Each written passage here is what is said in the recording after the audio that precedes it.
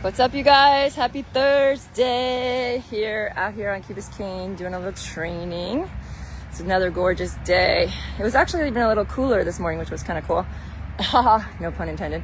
But I wanted to jump in here to see if you guys are feeling the same way I am regarding just scheduling, right? So there's so much happening, right? Kids are back to school. People are back from vacation. Maybe you just came back from a vacation and now it's time to get back to work. And maybe that race date on your calendar is looming, right? And maybe you have not put in the time. You need to dedicate to the training to have the result you want, right? So you've got the date on the calendar, you paid the price for the entry of the race, you paid for coaching, you invested, right? But are you showing up? Right? Are you showing up? So I actually wrote an email to my team this week that I'm really working on showing up for myself more so that I can show up for them more and show up for you guys more. And that requires planning. Proper planning prevents piss poor performance. That's one. And then if you don't plan, you're going to plan to fail, right? Fail to plan, right? If you fail to plan, you're going to plan to fail. Those are sayings, but they are totally true. And for me, it's really easy to schedule my training, my nutrition, and my lifestyle just because I've been doing it for so long.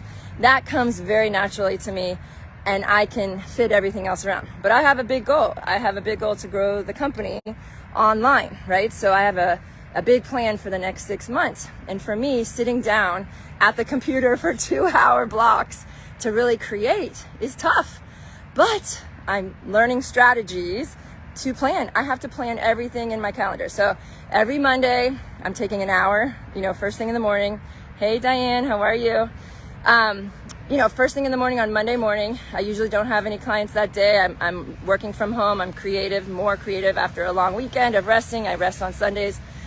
And I'm taking that hour and I'm brain dumping the entire week, right? And then if there's something that's a life project that I'm trying to get to, I put it aside for the big rocks, right? But if I'm not planning my sleep, my training, my one-on-ones, if I have any, which I'm having less and less because I'm really switching to online training, mostly. And I've created such a great online platform and I can't wait to share with you guys.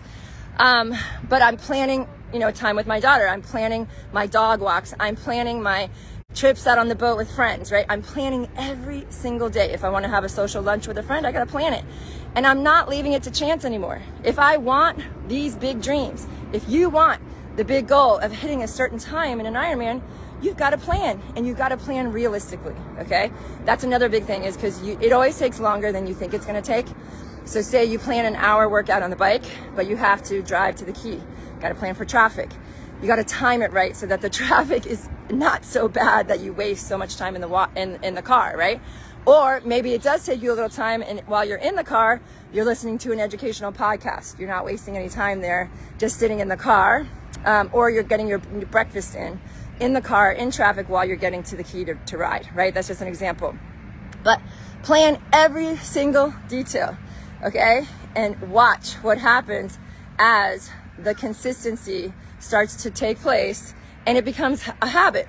And I'm not saying you're never going to have to plan anymore after that, but it's just going to be a skill that is acquired, and the goals, the big dreams, the goals will get achieved.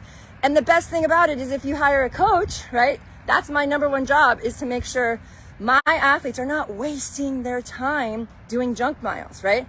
They have lives. They're married. They have kids, right? You guys have kids, and you're not professional triathletes. I don't train professional triathletes. They're not getting paid to do triathlon. They love the sport. They have the goals, just like me. It feels good doing it, and it's a compliment to life, to their life, to my life. So it has to be planned for. And when you have a coaching program, it makes it so much easier to progress and improve, because the workouts you're doing, you're hitting them. They're an hour or an hour and a half, whatever, how much time you have every day. And then based on the goal, the distance of the race that you're training for, right? If you only have 30 minutes a day to train, you're not going to be ready for an Ironman. I'm sorry to say. You got to be realistic about the goals. Doesn't mean you can't do one eventually, but you got to prioritize a little bit more training time, because a half hour a day is just not quite enough.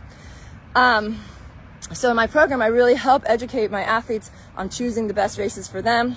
And this also goes to, I'm just going to say this real quick. Choose a race. If you have a really, goal time for speed, to have the fastest Ironman, the fastest half Ironman, please choose a race that has conditions that are similar to where you train.